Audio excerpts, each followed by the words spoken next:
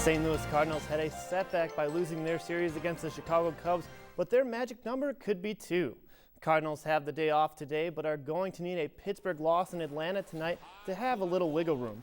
But if the Pirates win tonight, the Cardinals will have to win their final 3 games of the season in their series against Arizona Diamondbacks. The Redbirds lead the Pirates by a game and a half in the National League Central, and that series starts tomorrow night at 8:40 in Arizona. Although the Cubs won't have shortstop Starlin Castro for the rest of the season, they didn't need him Wednesday against the Cards. Cubs ace pitcher Jake Arrieta doing it on both ends as he gets the hit to right field in the 4th, bringing in 2 runs and beating the throw here, sliding into the 3rd for the triple. Then in the 7th, Arrieta sits Yadier Molina down with some heat for his 10th strikeout of the game. Cards had one more chance to get back in the game, but Oscar Taveras grounds out for the fielder's choice. Cubs go on to win this one 3-1.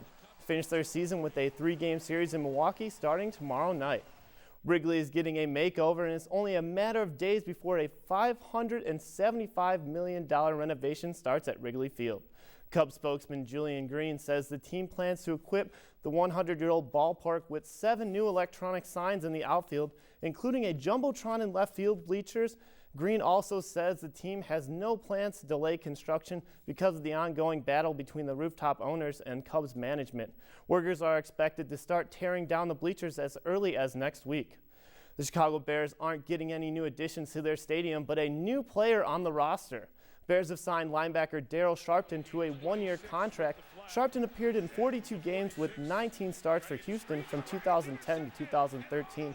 This year he signed with Washington in the offseason, but got placed on injured reserve after he suffered a high ankle sprain late in camp.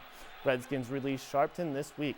The Bears are back in action this Sunday afternoon against the division rival Green Bay Packers. Don't forget high school football is in action tomorrow night. One of the big games is the Charleston Trojans taking on the Mattoon Green Wave.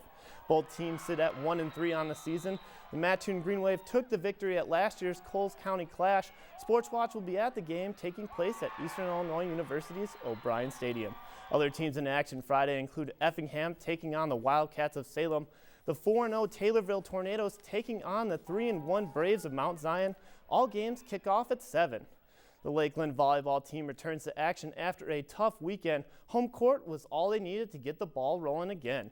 After they dropped their last 2 games, the Lady Lakers played Ren Lake College and they beat them with ease 3-0. Although they have a couple of losses in the season, their 4-game home streak is still alive. Lakeland's next game will also be at home against Kaskaskia College October 1st at 6:30. Finally tonight in sports, Chicago Cubs shortstop Starlin Castro will miss the final 3 games of the season.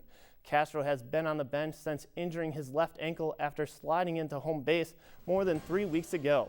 Well, that's all for sports. Braden, Savannah, back to you. All right, well, thank you, Derek. For more news and weather, be sure to log on to our website at WEIU.net.